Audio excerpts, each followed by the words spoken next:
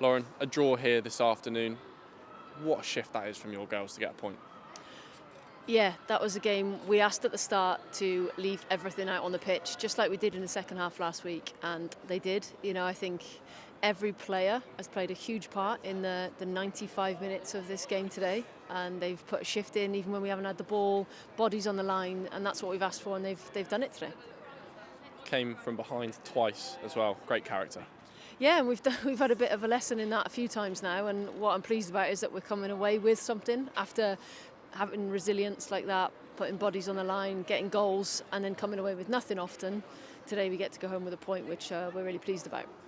Does that feel even sweeter after the Brighton game a couple of weeks ago? Yeah, and there was probably a part of me thinking in the last few minutes, not here again. But, we said we want to learn from these moments, and they did, because they've seen it out today. And that's what we spoke about, we planned for, and we managed really well. That Carrie Jones strike, can you talk about that from where you were standing?